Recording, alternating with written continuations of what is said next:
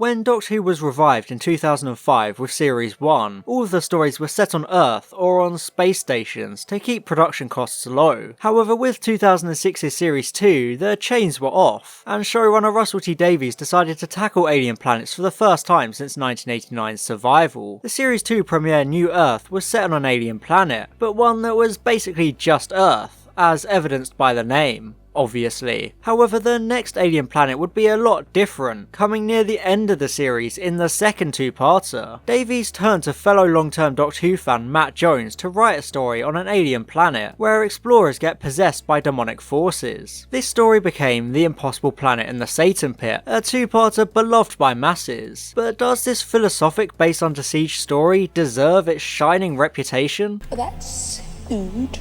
Very ood. The Impossible Planet opens with the TARDIS queasily materialising, and there's a great bit of dialogue between the Doctor and Rose, where Rose jokingly suggests they get back in and go elsewhere. It's a nice sign of how Rose has become used to this life and actually craves the adventure. They then find themselves in the mess hall where there is some creepy writing on the wall that even the TARDIS can't translate, which means the Doctor is being thrown into the deep end for once and doesn't have the answers. It creates a great mystery and sets the tone immediately. The whole look and feel of this two-parter is incredible. I love the aesthetic of the base, making it look realistic and lived in, not something sleek and white like sci-fi bases usually are. It's clunky and creaky, making it feel real, like an actual base you could imagine humans creating. It's got wheel-locked doors and bulkheads, so you don't need to suspend your disbelief that it can stay intact in such a hostile environment. It's a really well-directed story, feeling almost like a sci-fi horror movie. There are so many good visuals, from the Doctor descending into the darkness of the pit, to Toby's possessed persona with blood red eyes and lettering all over his body. It looks great and really fits the sci-fi horror tone of the story. The pacing of the story is perfectly suited for this movie-like atmosphere, along with the two-part format. The first part is all about the slow burn mystery as the characters all start to have encounters and hear mysterious voices throughout the base. It's done so well, you really feel unsettled by the base itself, especially with the Ood and base computer casually throwing out creepy phrases with complete deadpan voices.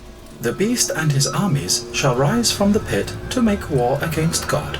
It does such a good job making you feel on edge and creating that sci-fi horror atmosphere. He bathes in the black sun. I like the intentional misdirect of the cold open. The Doctor opens a door just to be confronted by the Ood, who advance on him and Rose like the usual aliens they find themselves facing. However, it turns out they just wanted to serve the Doctor and Rose food, but their translation devices were faulty. It's a great little way to subvert our expectations because we're so used to aliens being evil and trying to kill our heroes. It's also great because the episode very much ends the same way, but this time with the Ood actually wanting to kill Rose. It's a nice way to bring the episode full circle. I do like the Ood. I think they're a really imaginative alien. They have a really striking look to them, which makes them immediately memorable. I do find that them being a slave race is an interesting wrinkle in the story, because it makes sense that spacefaring species would have entire other species as their slaves, as disturbing as the concept is. Their status as slaves is only lightly challenged by Rose before she's shut down by being told the Ood offer themselves. The slavery aspect could have been explored a bit more, but luckily it was further down the line in Series 4.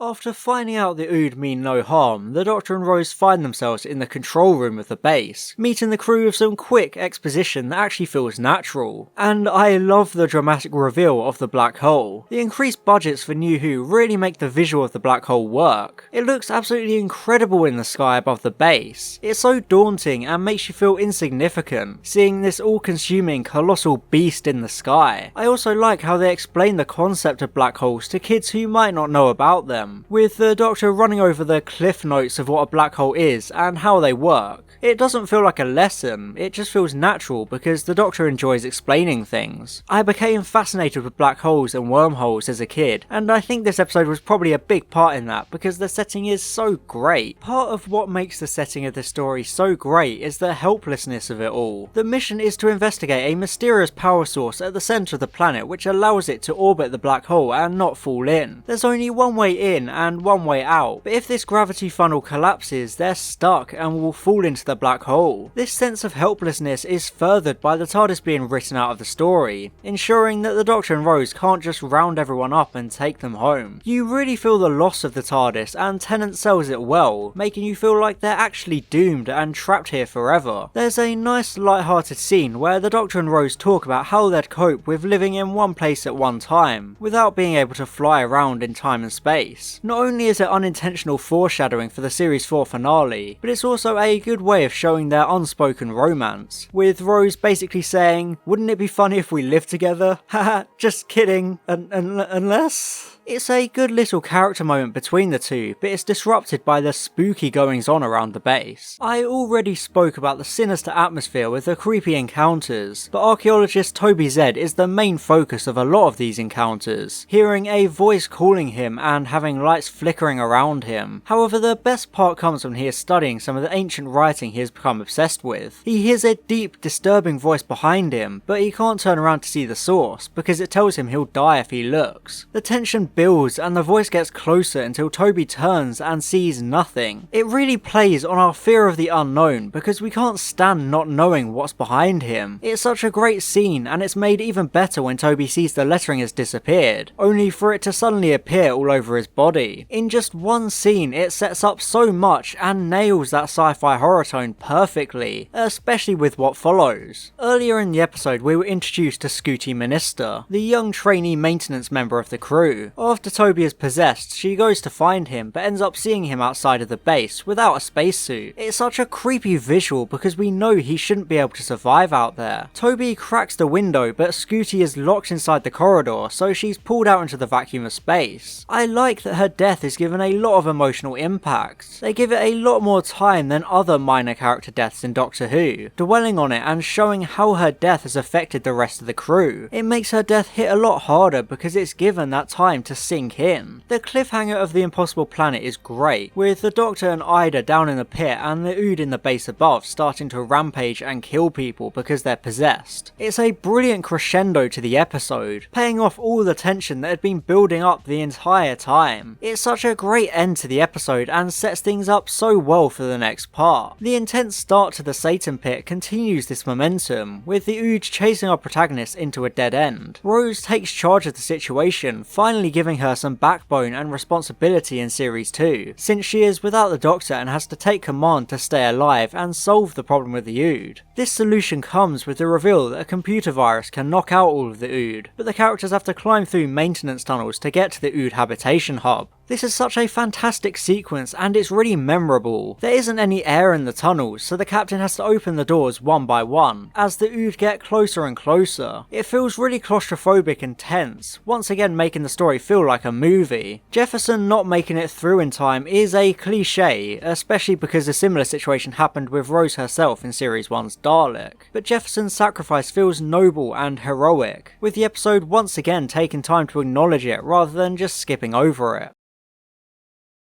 The two-parter is a great Base Under Siege story, one of the best I might say. It plays with the format by completely splitting the Doctor and Rose up for the entirety of the Satan pit. It gives Rose the Base Under Siege action story, but it gives the Doctor a slow, philosophic story, with a lot of slow, dialogue-heavy moments culminating in the confrontation with the Beast. I really enjoy the contrast between the two settings. The Doctor gives a good little speech about the natural impulse we have when we stand on edges, the temptation to jump. It's a great moment and it really personifies the mission to the planet. It's also significant because the Doctor initially decides to retreat for once, which you can tell is a really difficult thing for him to do because he almost never runs away from these kinds of situations. It shows the threat the Beast poses because it even has the Doctor afraid to confront it. The Beast is great as a haunting presence throughout both episodes, manipulating objects and lights, but most importantly getting into the minds of everyone involved. It capitalizes on their fears and insecurities authorities, taunting them to divide them and plunge them into chaos. It's also great because there's a cryptic hint towards the finale, with the Beast saying Rose will die in battle. The Doctor's confrontation with the Beast is a wonderful part of the story. The Beast hasn't really aged well in terms of CGI, but it still looks really sinister and it's realised quite well. It's great how the Doctor tries to work out what the Beast is, refusing to accept that it's from before time itself, or that it is what it says it is. He has to confront this thing he almost refuses to believe exists, and has no way to fight against it, missing his TARDIS and not really being able to do much with the sonic screwdriver. He doesn't really know how to face the Beast physically or mentally. His speech about the devil just being an idea is a great speech, and I like how the concept of the devil's existence in all universes' cultures is explored and hinted at being the idea of the Beast bleeding through. It's quite clever. It's also great that the Doctor has to accept that he may never know what the Beast is, because he's supposed to know everything, but this is one thing he'll never know for sure, a mystery with no concrete explanation. It challenges everything about the Doctor and what he believes in, which is a brilliant direction to take. This story is all about faith and belief. It's a theme that runs throughout both episodes. Everyone has faith in something, which is something that Series 6's The God Complex would explore more overtly, but it's also explored quite well here, with the Doctor's faith being challenged throughout. Other characters have their own faiths, like Zack's faith in his crew and Rose's faith in the Doctor, but the Doctor's faith is the main focus. He's not really sure what his faith is or what he believes in, admitting, "So that's why I keep travelling. To be proved wrong."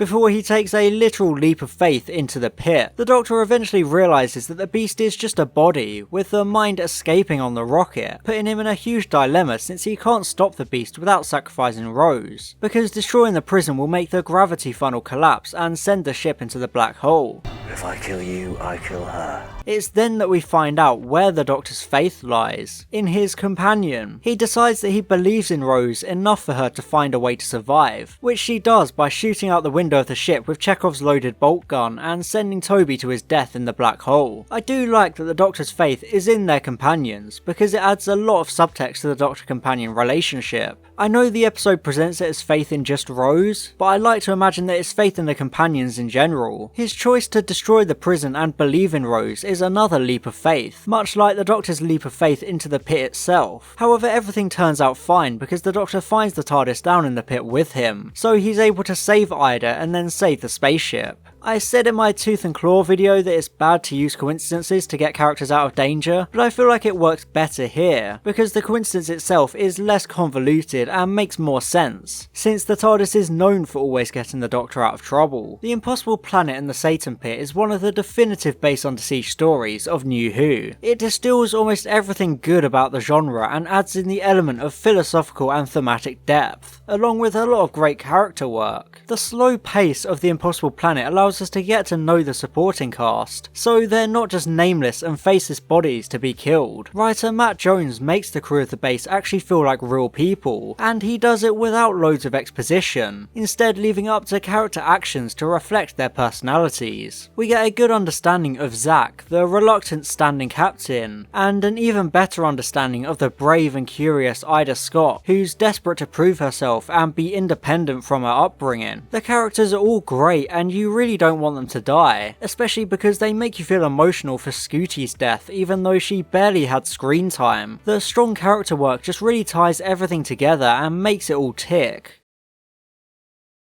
This two-part story is one beloved by most fans, and for good reason. It's such a great story and one of the standouts for Series 2. The setting is incredibly imaginative and the production values are really good, creating a very mid-2000s sci-fi horror cinematic feel. The first part takes advantage of the extended time to slowly crank up the tension and create a great horror atmosphere. Murray Gold's score throughout is on point, with a very mystical and ancient sound to it, adding so much to that eerie atmosphere. The characters are all really well acted, with David Tennant and Billie Piper on top form. Even though there are a couple of nitpicks and small issues, it more than deserves a glimmering S rank on the Series 2 tier list. It's honestly a phenomenal two-parter that definitely deserves the high praise it gets. It's such a good use of the Base Under Siege story, but instead of leaving it as just the Base Under Siege, it adds the interesting themes and the more extreme setting of a black hole and a doomed planet. It's one of those times a quarry actually works for a Doctor Who production because it just looks so good. I honestly can't say enough good things about these two episodes, which is something I might not be able to say as earnestly about the next episode I have to cover. You know, the one where a little girl draws people and they disappear from reality, and the Doctor goes and carries the Olympic torch.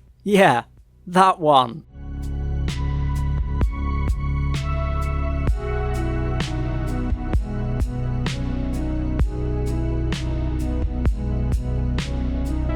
I'd like to give a special shout out to my gold level patron, Steph McNevin Miller. Thank you for your support.